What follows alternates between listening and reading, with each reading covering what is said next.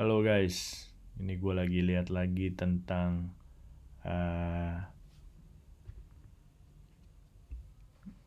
rame tentang foto yang jenazah korban corona di National Geographic. Ini gue lagi baru baca juga. Ini Jering juga komentar. Nah, ini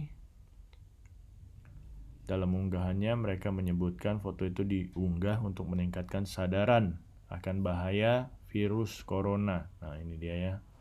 Menghargai pekerjaan staf medis di Indonesia dan di seluruh dunia mempertaruhkan hidup mereka untuk menyelamatkan kehidupan ya. Bahwa umat manusia harus tetap tabah dan bersatu dalam menghadapi hal ini, pandemi seumur hidup. Nah, ini karya Joshua Irwandi, Nat Geographic Society COVID-19 ya. Nah, ini juga Jering ini komentar ya, katanya foto tersebut biasa-biasa saja. Menariknya, foto yang menurut saya biasa-biasa saja dipost berbarengan di berbagai akun centang biru berfollowers jutaan dengan caption bak copy paste yang hanya memuatkan asumsi jika bisnis ketakutan ini memang terorganisir rapi sejak dini. Apa sih? Gue bingung ya. Ini murni kemanusiaan ya. Nah, ini juga nih, gue lihat lagi nih yang sebelumnya kan si Anji. Oke, gue mau bahas dari dua sisi ya. Yang pertama dari sisi orang yang memotret, yang kedua dari sisi orang yang melihat foto ini. Sekarang dari sisi yang memotret dulu. Dia seorang jurnalis ya. Terus habis itu kita lihat dia menyampaikan suatu pesan. Pesan ini berbeda ya dari yang biasanya, makanya menimbulkan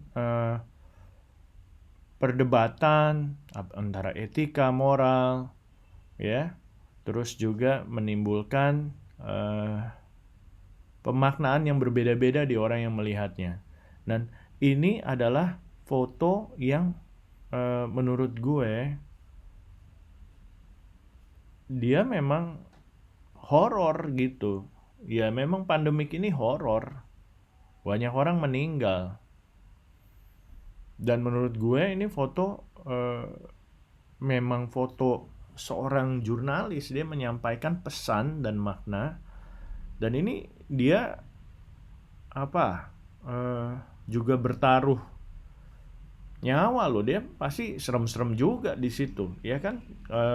Banyak orang yang terinfeksi sama virus ini hanya di situasi itu. Nah, terus habis itu kenapa foto ini akhirnya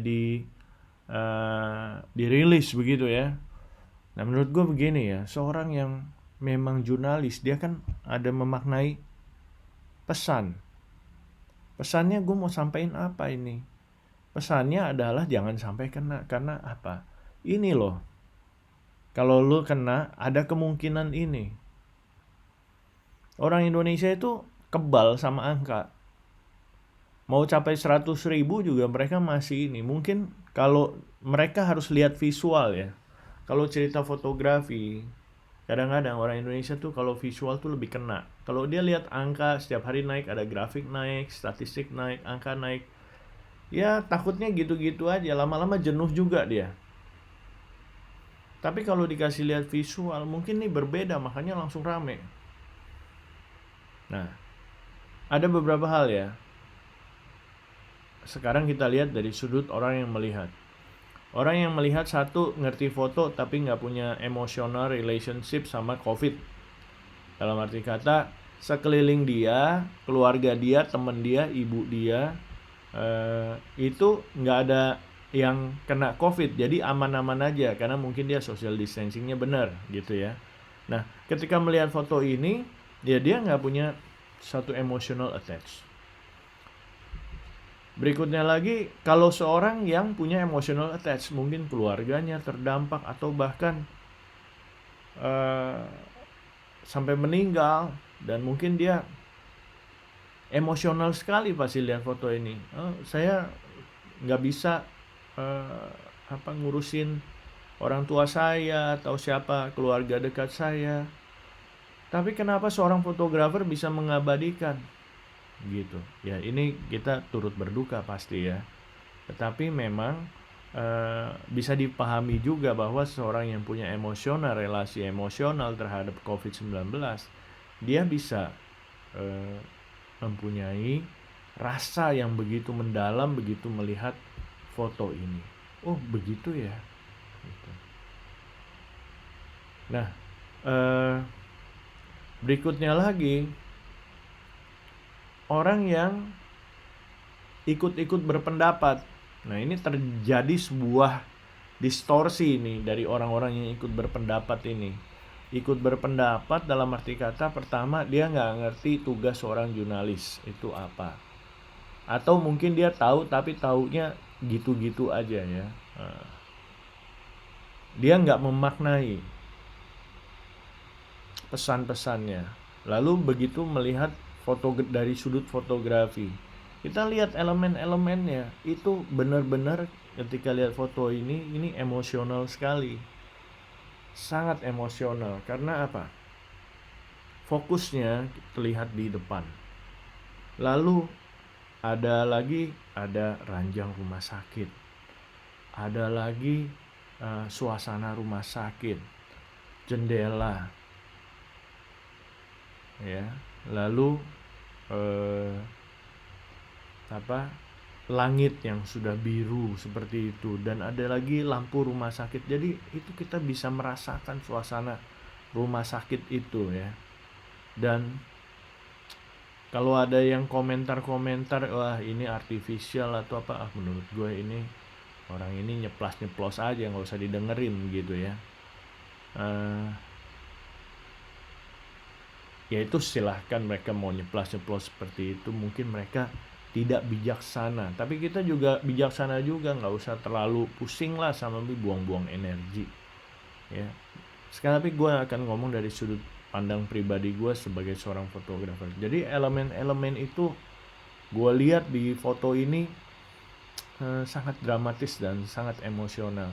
Dan ini walaupun dengan rasa penuh hormat, pasti akan gue boleh katakan kata ini ya, menyayat hati orang yang keluarganya menjadi korban COVID, akan menyayat hati. Tapi foto semacam ini kalau untuk tugas luhur supaya Indonesia selamat dari COVID, ini bisa nih, statistik doang, angka-angka doang naik nanti sampai 100.000 pun kita masih bisa lihat di jalan-jalan dekat-dekat rumah kita. Kita lihat ada orang kemarin nih, ada orang isi bensin nggak pakai masker, petugas bensinnya nggak pakai masker juga, dan mereka ngomong cuek-cuek aja kayak seakan-akan pandemik udah lewat, padahal statistik angka naik terus. Mungkin ilustrasi-ilustrasi seperti ini ya, orang Indonesia tuh kena tuh. Contoh ya, kalau cuma indeks sesuatu yang visual atau yang dari simbol-simbol, misalnya contoh, ya kita tidak ngomong orang Indonesia pada keseluruhannya, tapi ada sebagian dari masyarakat yang mindset dan pemikiran seperti ini. Contoh ya, ini ada rumah nih, terus rumah itu ada pojokannya, ada pohon-pohonnya, wah ini rindang nih, terus ditulis nih, jangan kencing di sini gitu, ditulis jelas ya. Tapi ada aja orang lewat posisinya enak buat kencing, jadi kenyamanan itu terjadi.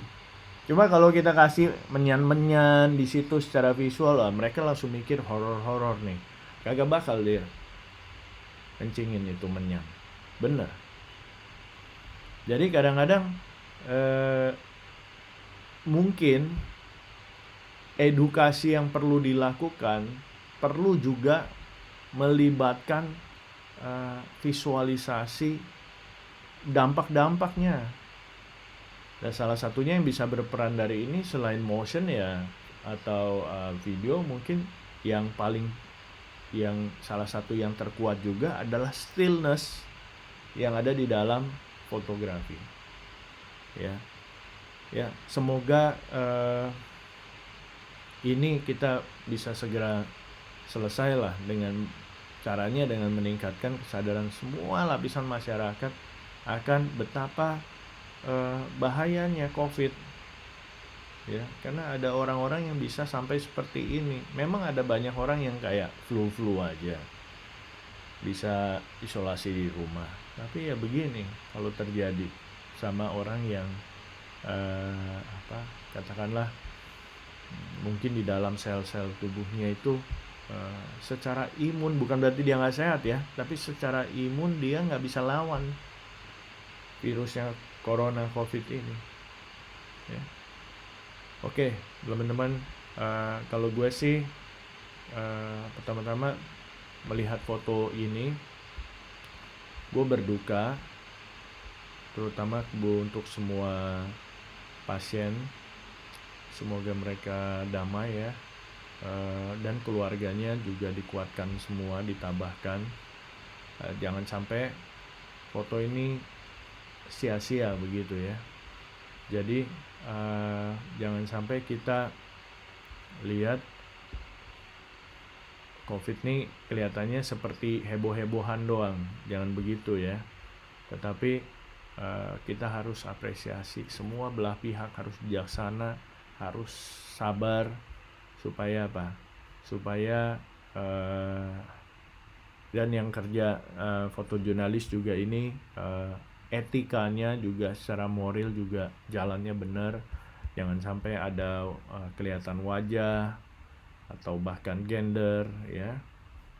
Itu jangan sampai, karena saya rasa itu kalau majalah sekelas Nat Geo mereka pasti sudah memikirkan itu sekali ya, dampaknya terhadap